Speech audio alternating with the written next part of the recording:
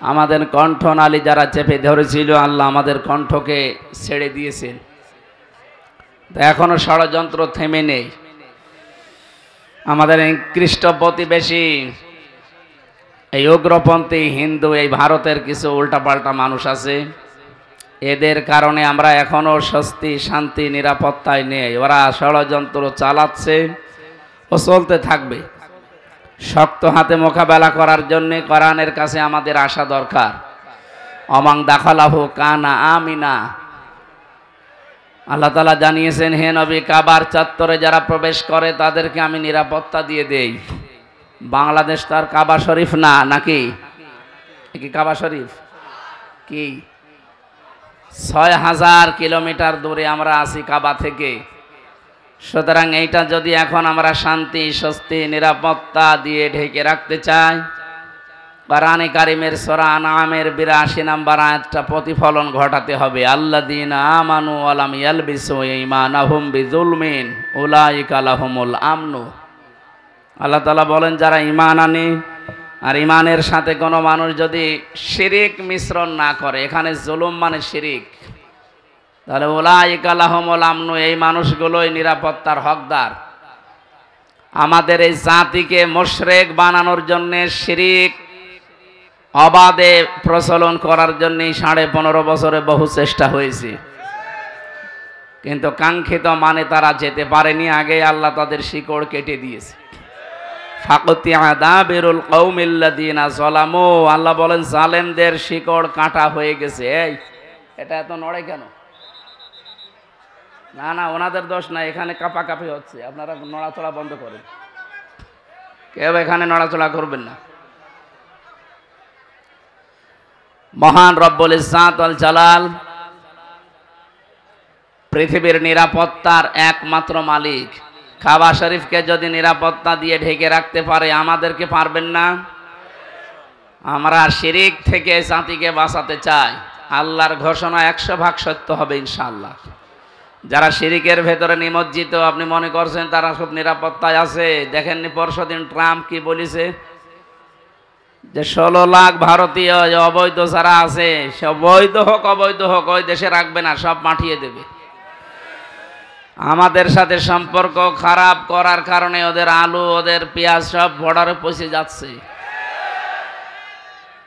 আমাদের চিকিৎসা দেবে না, এজন্য আমরা এখন পাকিস্তান, তুরস্ক, চীন, অন্যান্য দেশে যাওয়া আরম্ভ অলরেডি করেছি। ওরা এখন না খেয়ে মরছে। আমাদেরকে ভয় দেখিয়েছিল মুশরিকরা, যে আমাদের দেশ থেকে আলু, পেঁয়াজ, চাউল যদি না যায়, এই উগ্রবাদী মৌলবাদী এরা কি খেয়ে থাকে দেখব।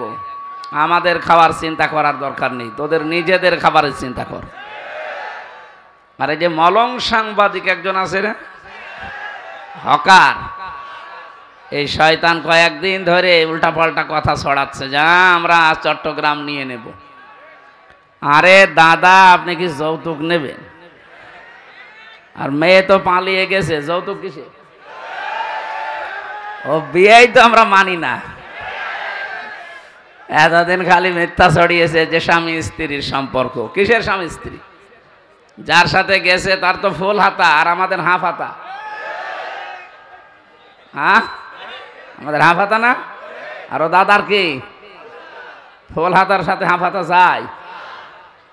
ওরে যদি এখন মুসলমানি বানাতে হয়, তে বুড়ো বয়সে গুড়াক রেখে কেটে বাদ দেওয়া লাগবে।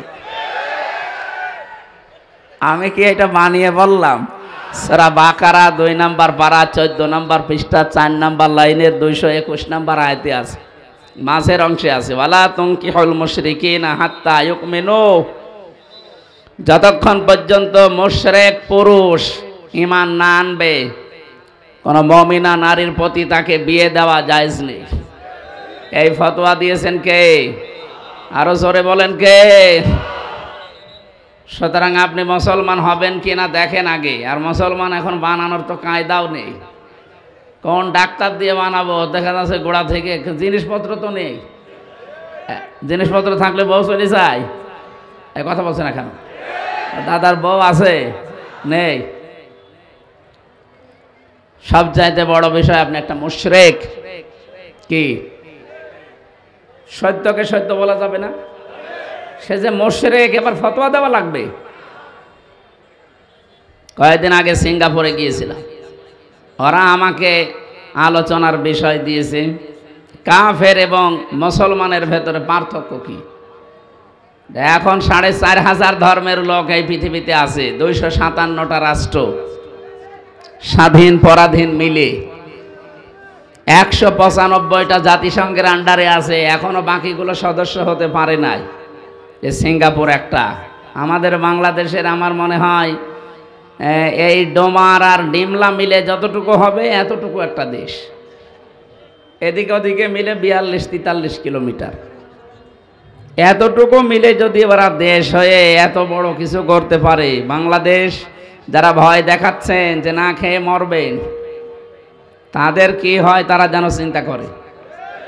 তাদের কোনো বর্ডারের সাথে মিল নেই, বিশ্বের আন্তর্জাতিক মোড়ল ছাড়া, এটা কিন্তু লক্ষ্য করছে। ইন্ডিয়া এত বড় একটা দেশ, অথচ এর পাশে পাকিস্তানের সাথে ওদের মিল নেই, চীনের সাথে ওদের মিল নেই, নেপালের সাথে মিল নেই, ভুটানের সাথে মিল নেই, মায়ানমারের সাথেও মিল নেই, আফগানের সাথে একটা বর্ডার আছে চিকন, সেটার সাথেও মিল নেই, আর আমাদের সাথে তো নেই। কথা বলেন না কেন? এতদিন ছিল শুধু কন্যার কারণে, কন্যা এখন চলে গেছে, এখন মিল কেটে গেছে।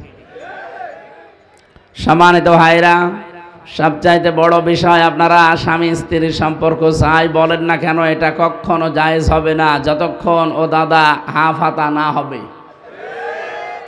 হাফাতা হওয়া এখন তো সম্ভব না। কি সম্ভব আছে যদি তাকে আল্লাহ হেদায়েত দান করে।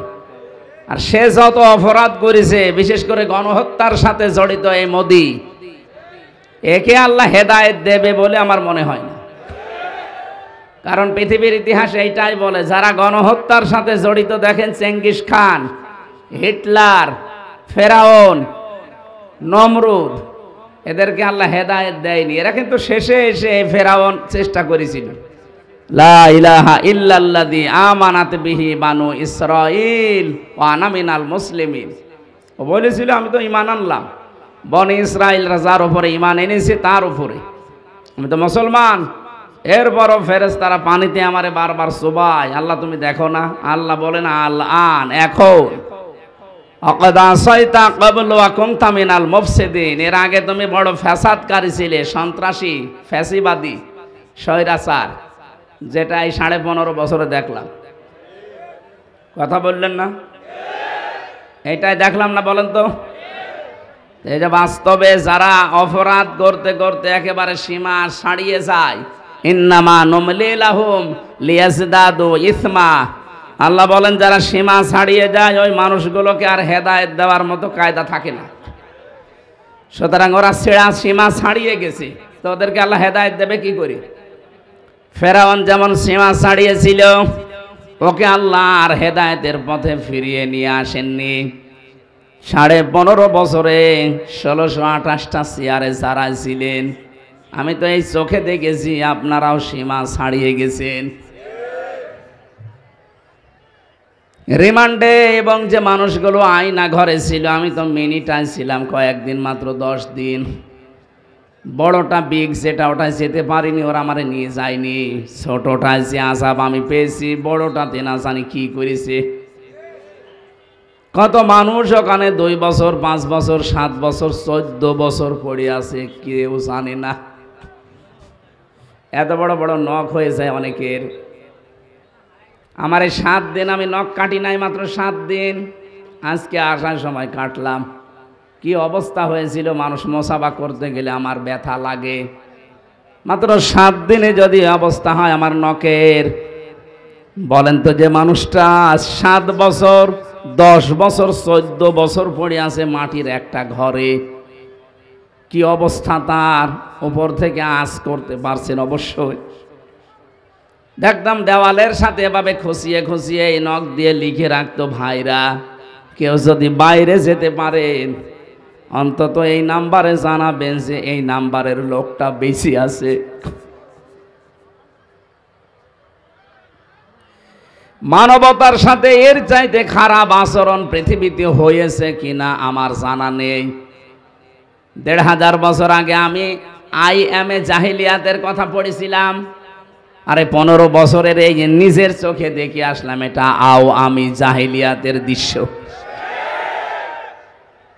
মানুষ এত নিচে নামে ক্ষমতার জন্য,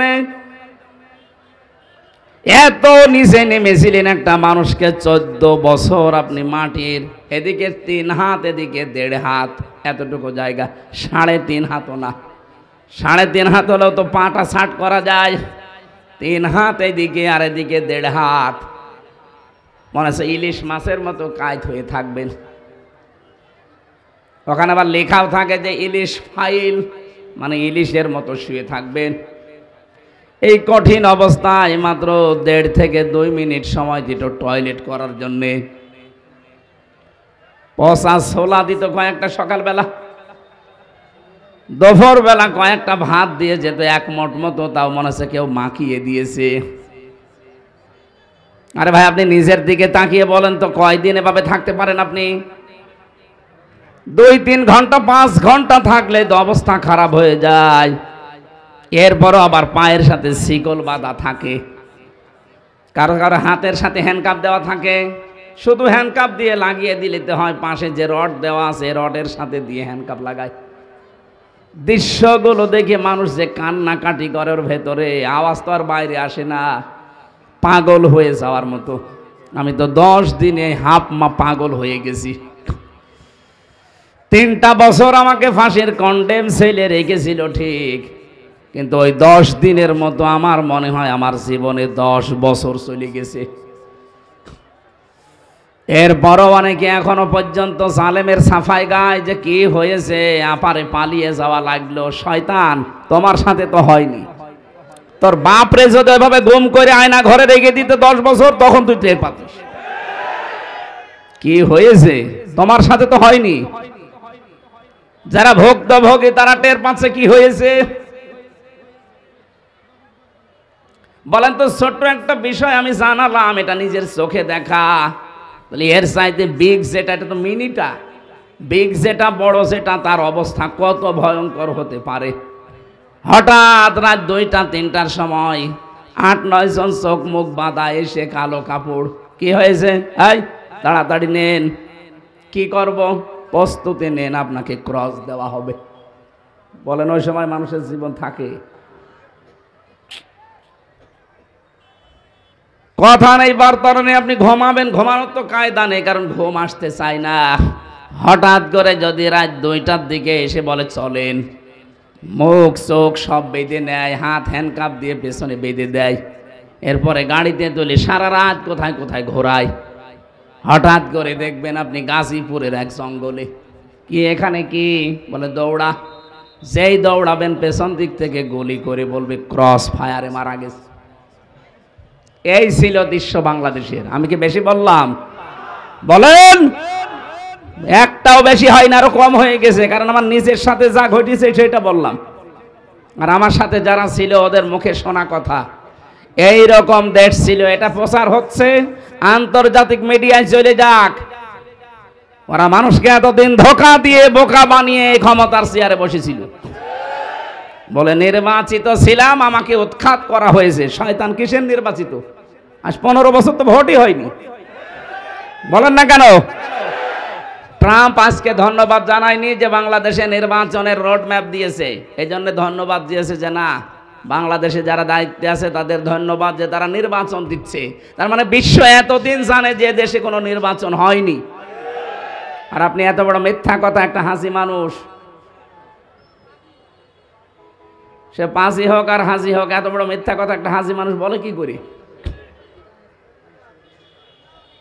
না, আপনার এই কথাগুলো বিশ্বে প্রচার হলে আমরা হাসির পাত্র হয়ে যাব। সারা দুনিয়া জানবে যে বাংলাদেশে তো এমনি মিথ্যা কথা বলতো, তো এখনো মিথ্যা ছাড়েনি। কথা বলেন না কেন? আমি আশা করছি আপনারা আর মিথ্যা কথা বলবেন না। এ দেশটা বিশ্বের 257টা দেশের ভেতরে একটা উজ্জ্বল দৃষ্টান্ত।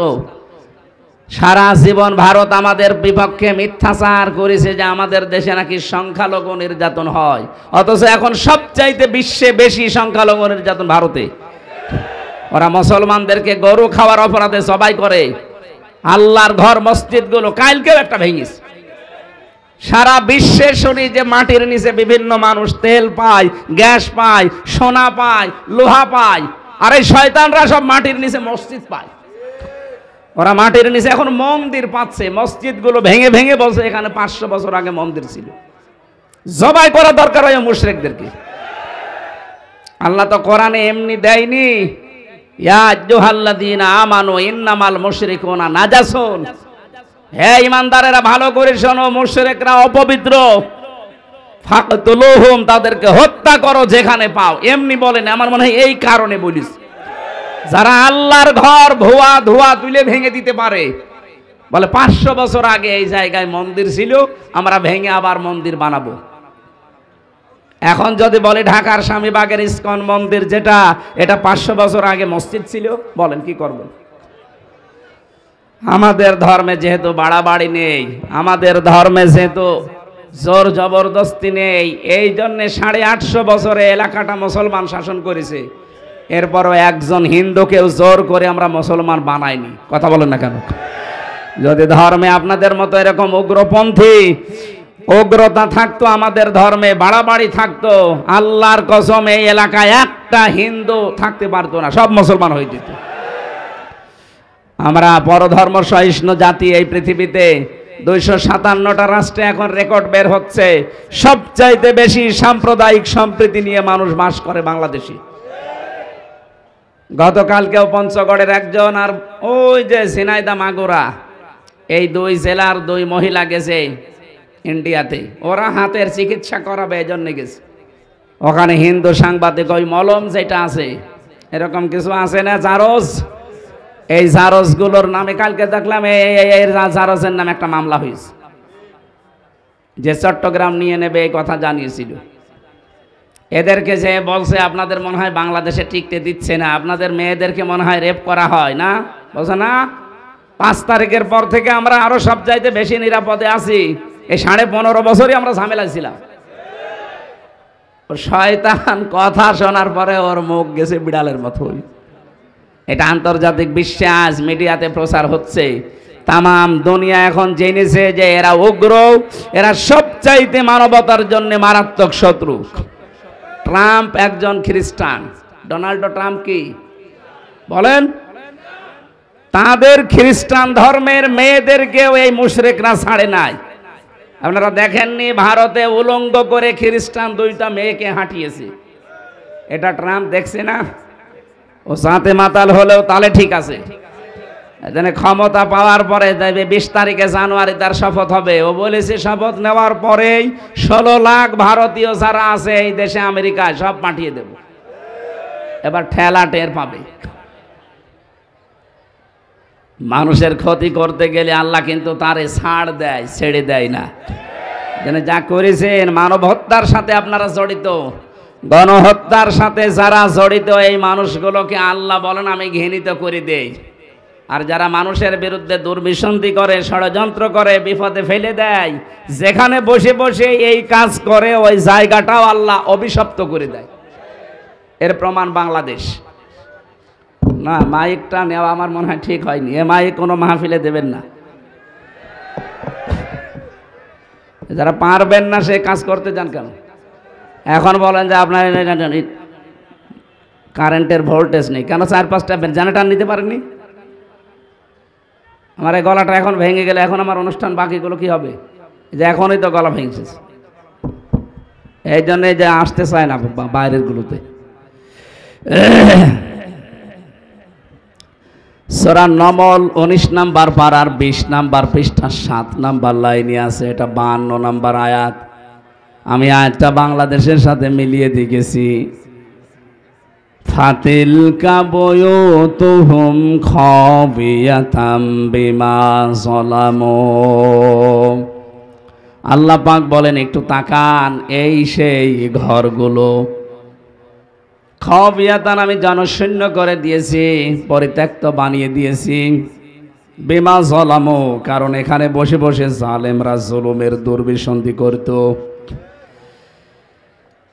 এটা কত বাস্তব! আপনি ওই ধানমন্ডির বাড়ি থেকে শুরু করে বাংলাদেশে 630টার উপরে থানা আছে, যত জায়গায় জালেমদের বাড়ি ঘর আপনি তাকান, যেখানে মানুষের বিরুদ্ধে ষড়যন্ত্র হইতো ওই বাড়ি ঘরগুলো আজ আল্লাহ পরিত্যক্ত বানিয়ে দিয়েছেন।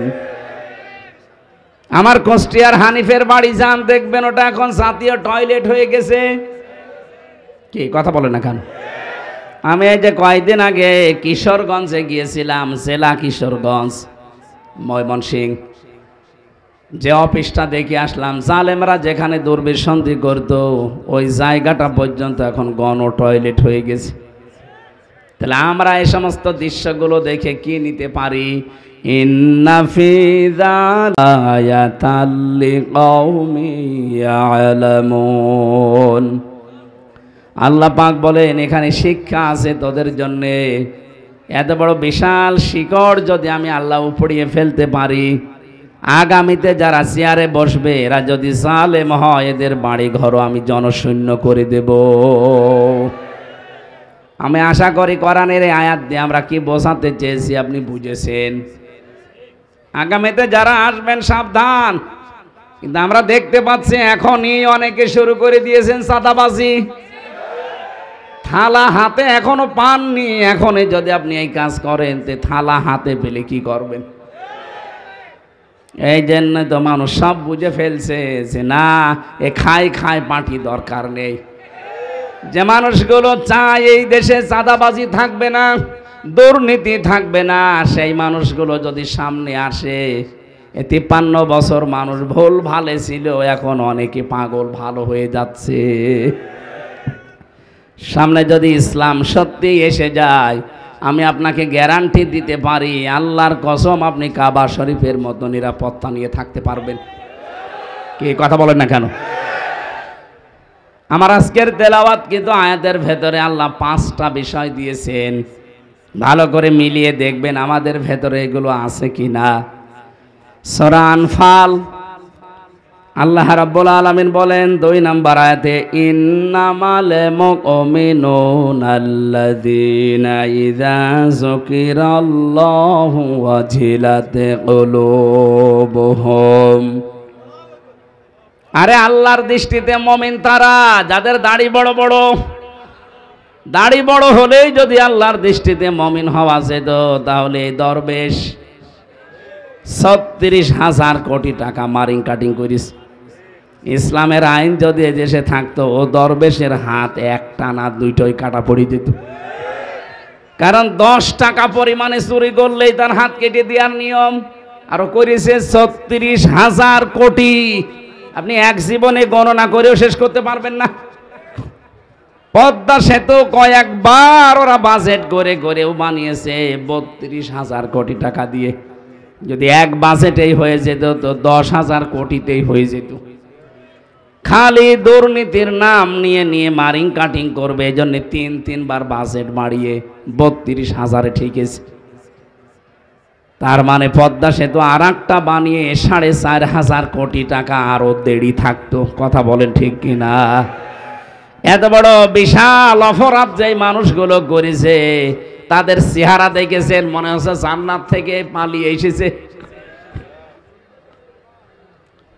এই জন্য আমরা আহ্বান জানাচ্ছি, আল্লাহর দৃষ্টিতে আমাদের মুমিন হওয়া লাগবে। আল্লাহর দৃষ্টিতে মুমিন তারা যে মানুষগুলোর সামনে আল্লাহর নাম উচ্চারণ হলে ওয়াজিলাতে কুলুবুহুম, তাদের ভেতরে অন্তরাত্মা কেঁপে কেঁপে উঠবে। ওয়াইদা তুলিয়াত আলাইহিম আয়াতু, এই মানুষগুলোর সামনে আল্লাহর আয়াত তেলাওয়াত হলে যাদাতুহুম ঈমানা, তাদের ঈমান যা আছে আরো বেড়ে যাবে। ওয়া আলা রাব্বিহিম ইয়াতাওয়াক্কালুন, এই মানুষগুলো বাড়ি যাওয়ার সময় একবারে ভরসা করে যাবে কার উপরে? এই শব্দটা নিয়ে আমাদের মুসলমানদের ভেতরে একটা ভেজাল আছে, দুর্বিসন্ধি আছে, যে আমরা মনে করি আল্লাহর উপরে ভরসা মানে আন্দাজে হাঁ করে বসে থাকা। না, নবীজি নিজের জীবনে তাওয়াক্কুল যেটা, ভরসা যেটা, এটা তিনি দেখিয়েছেন। হিজরতের রাতে আল্লাহর নবী মুহাম্মদ রাসূলুল্লাহ যেদিকে যাওয়ার কথা ওদিকে না গিয়ে উল্টা পথে গিয়েছিলেন মদিনায়। শুধু এতটুকুই শেষ করেননি, হযরতে আবু বকরকে বলেছিলেন যাওয়া লাগতে পারে, তুমি প্রস্তুতি নিয়ে রাখবে। হযরতে আবু বকর একটা গোলামকে সাথে নিয়েছিলেন পথ চিনানোর জন্যে, আর নিজের সন্তান হযরতে আব্দুল্লাহ ইবনে আবু বকর তাকে ডাক দিয়ে বলেছে, তুমি এক কাজ করবা আব্দুর রহমান, প্রতিদিন আমাদের পেছনে পেছনে একটু খবর রাখবা, আমরা কোথায় যাই কি করি, কাউকে এই কথা বলবা না। উনি যে 3 দিন পাহাড়ে লুকিয়েছিলেন, আমি নিচে উঠেছিলাম ওই পাহাড়টায়, 6.5 ঘন্টা একাধারে সময় লাগে। এই জায়গা এখন তো সিঁড়ি দেওয়া আছে বিভিন্ন জায়গায়, 1500 বছর আগে কোনো সিঁড়ি ছিল না। নবীজি ওখানে ওঠার পর সিদ্দিকে আকবর হযরতে আবু বকরের সন্তান আব্দুর রহমান তিনি প্রতিদিন ওখানে খাবার পৌঁছিয়ে দিতেন কাফেরদের চোখ ফাঁকি দিয়ে দিয়ে। আর দিনের বেলা ছোট মানুষ হওয়ার কারণে বাজারে ঘাটে বিভিন্ন জায়গায় কাফেররা কি বলে শুনে খবর পাঠিয়ে দিতেন। আমাদের এখানে শিক্ষা নেওয়ার বিষয় আছে। নবীজি যদি আল্লাহকে বলতেন, আল্লাহ তুমি আমাকে এই জায়গা থেকে হেলিকপ্টার পাঠাও বা রফরাফ পাঠাও, বোরাক পাঠাও, আমি এখান থেকে একবারে মদিনায় এসে পড়ে যাই, পারতেন না? বলেন। কিন্তু যে নিয়ম নীতি পৃথিবীতে আছে না, আল্লাহ পাল্টাবে না। লা মুবাদ্দিলা লিকালিমাতিহি ওয়া হুয়াস সামিউল আলিম। রব্বুল আলামিন বলেন, এই পৃথিবীতে আমি যে নিয়ম নীতিগুলো দিয়েছি, আমার এই কথা কোনো নড়ন চড়ন নেই, কোনো পরিবর্তনও নেই।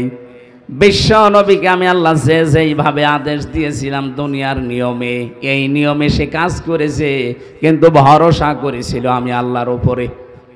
কত কঠিন অবস্থা গেছে বলেন তো ওই 3 দিন।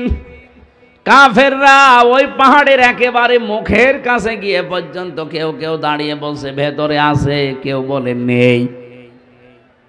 কবুতর ডিম পেড়ে তাওয়া দিচ্ছে, মাকড়সা জাল বনিয়ে বনিয়ে ওই জায়গাটা ব্লক করে ফেলেছে। আল্লাহ রাব্বুল আলামিনের নবী ওই সময়ও তিনি ঘাবড়িয়ে যাননি। আল্লাহ পাকের দিকে ভরসা করে তাওয়াক্কুল করে বলেছিলেন, ইযহুমা ফিল গার ইয ইয়াকুলু লিসাহিবিহি লা তাহজান ইন্নাল্লাহা মা'ানা।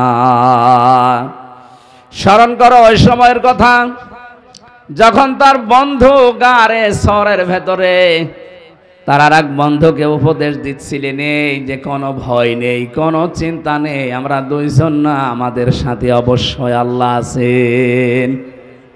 এদের আমাদের উচিত হবে এখন যে অবস্থা চলছে, বিশেষ করে আন্তর্জাতিক যে অপরাধ, আন্তর্জাতিকভাবে যে ষড়যন্ত্রগুলো আমাদের দেশ নিয়ে আরম্ভ হয়েছে, এখান থেকে মুক্তির জন্য একটাই রাস্তা আছে, দল বেদল এখন আর দেখা দেখি নেই। আমরা যারা এই 15.5 বছরে মাজলুম, তাদের সব এক হওয়া লাগবে। এইটাই ঔষধ, এর ওপর আর কোনো ঔষধ নেই। আমরা যদি সত্যি এক হয়ে যেতে পারি এদেশে, আগে আমরা দেশ তারপরে অন্য কিছু, তাহলে যত ষড়যন্ত্র হোক তামাম দুনিয়ার 257টা রাষ্ট্রের 256 রাষ্ট্র এক হয়ে গেলেও কিছুই করতে পারবে না। প্রশ্ন আসতে পারে ব্যবসা বাণিজ্য বন্ধ না, ব্যবসা বাণিজ্য যদি তামাম দুনিয়ার সব কিছু বন্ধ হয়ে যায়, এদেশের 18 কোটি মানুষের 36 কোটি হাত আছে। এদেশে যে সম্পত্তি আছে, আমি যতটুকু লেখাপড়া করে পেয়েছি, এই সম্পদগুলো যদি সুষ্ঠু বন্টন আমরা করতে পারি, আর যদি সৎ এবং যোগ্য নেতৃত্ব আমাদের কাছে থাকে, আল্লাহর কসম তামাম দুনিয়ার একটা টাকাও ভিক্ষা নেওয়া লাগবে না। এজন্য আমাদের এখন উচিত, এই আন্তর্জাতিক ষড়যন্ত্রগুলো করাচ্ছে এই মুশরিকরা,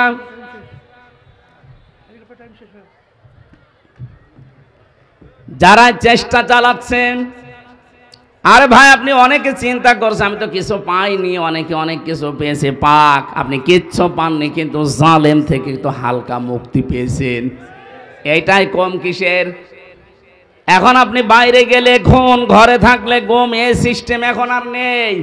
আর কিছুদিন যেতে দেন, কোরআনে কারীম যদি সত্যি আপনার উপরে দেশে ছায়া ফেলতে পারে, কাবা শরীফের মতো নিরাপত্তা দিয়ে ৫৬,০০০ বর্গ মাইল আল্লাহ ঢেকে রাখবে। আর ওইটা যখন সামনে দেখতে পাবেন তখন আমাদের কাজ হবে আল্লাযীনা ইউকিমুনাস সালাতা ওয়া মিম্মা রাযাকনাহুম ইউনফিকুন। নামাজ আগে না, আগে ঈমান ঠিক রাখা দরকার। ঈমান আজকে চুরি করার জন্য কতগুলো লাইন ওরা খুলে রেখেছিল, ওই লাইনগুলো এখন আস্তে আস্তে বন্ধ হচ্ছে। কথা বলছেন আপনি? আপনি টের পাচ্ছেন না? জ্ঞানী মানুষ টের পাবে। কতগুলো লাইন ওরা খুলে রেখেছিল আমাদের ঈমানকে চুরি করার জন্য, নষ্ট করার জন্য। ওই রাস্তাগুলো এখন ব্লক করা হচ্ছে। সম্মানিত মা বোন যারা এসেছেন, আপনার জন্য একটাই ওয়াজ আমার, যাদের স্বামী বেঁচে আছে এই মানুষগুলোকে সন্তুষ্ট রাখবেন। আর স্ত্রী যাদের বেঁচে আছে, স্বামীদের জন্য সবচাইতে বড় ওয়াজ, নিজের স্ত্রী বাদ দিয়ে অন্য কাউকে কামনা করাই জায়েজ নেই। এই জন্য যারা পরকীয়া প্রেমী আছেন এই মুহূর্তে তাওবা করে ফিরে আসেন। ফিরে আসবেন কারা কারা? হাত তোলেন তো। এই মুরব্বী, কার সাথে লাইন করেন আপনি? হ্যাঁ, মুরব্বী বয়সে এখনো চরিত্র পাল্টাননি ভাই। আজকে আসলে মাহফিলটা যারা হেলিকপ্টারে করে নিয়ে এসেছে ওনাদের মাহফিল, এইটাই তো আমি একটু বেশি হয়ে গেল। আগামী থেকে রাতের বেলায় মাহফিলটা নিন, দিনের বেলায় একটু সমস্যা আমার, আর শারীরিক অবস্থা চারিদিক থেকে খেয়াল করে আমি আজকে আর আগাতে পারছি না। পাইলট ওদিকে টানাটানি করছে, ওনাদের আবার ঢাকায় পৌঁছানো লাগবে আর একটা অনুষ্ঠান শেষ করে। আজকের মতো আমরা শেষ করলাম। আমিন, আল্লাহুম্মা আমিন। লা ইলাহা ইল্লা আনতা সুবহানাকা ইন্নী কুনতু মিনাজ জালিমিন। আল্লাহুম্মা গফিরলি ওয়ারহামনি ওয়াহদিনি ওয়াফিনি ওয়ারযুকনি ইয়া রাব্বাল আলামিন। আল্লাহ তাআলা, তোমার বান্দা বান্দিরা বড় আশা নিয়ে এসেছিল, যতটুকু বলেছি মেনে চলার তৌফিক দাও। আগামীতে এই মাহফিলটা কোরআনের প্রচারের জন্য আরো বিশাল আকারে কবুল করে নাও। আল্লাহুম্মা গফিরলি ওয়ারহামনি ওয়াহদিনি ওয়াফিনি ওয়ারযুকনি ইয়া রাব্বাল আলামিন। আমরা যারা অসুস্থ আছি আমাদেরকে শেফায়ে কামেলা আজেলা দান করো।